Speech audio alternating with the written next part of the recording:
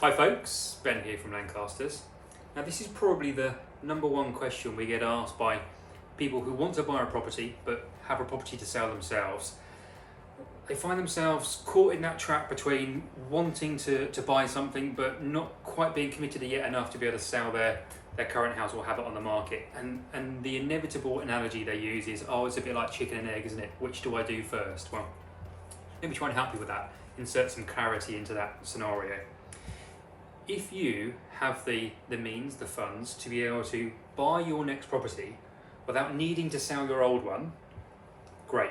Really simple. The process is you buy before you sell, because you can, and it gives you the freedom to be able to do that and makes your life a lot easier. Now, if you're like the rest of us, most of us out there, who need to be able to sell our current property to be able to fund the purchase of the new one, it's not chicken and egg at all. You have to sell first to be able to buy, okay? Now, any good agent out there will, as part of assessing your buyer, will assess timeframes and be able to control and hold and keep on ice your buyer while you go and find. No one's going to make you homeless. You don't sell a place before you buy.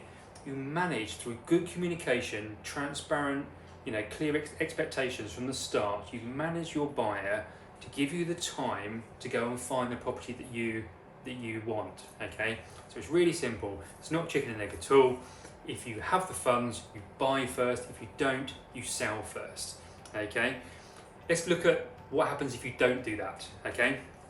So the other alternative is that you sit at home waiting for the house you want to buy come onto the market. It comes to the market. You then go see it. You decide you want to buy it. That agent won't take you seriously as a buyer because you're not in a proceedable position yet. You've still got a property to sell. So you'll rush out and put your house on the market. And then while you're going through the process of getting that all ready to go, the house that you find, sells to somebody else, sells to somebody who has already done this stuff and got themselves ahead of the game.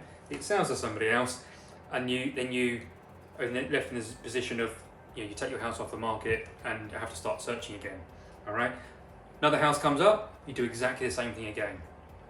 What's that definition of insanity? Doing the same thing over and over again and expecting a different result. All you're doing is lining yourself up for future failure. So any property savvy seller sells first, manages their buyer. We've had buyers knowingly and willingly wait for weeks, months, while a homeowner goes on and finds. It's part of the process. If you manage that correctly, it works swimmingly. So yeah, there's no such thing as chicken and egg in property. It's one or the other, and you can very easily work it out for yourself. All right, take care. Bye bye.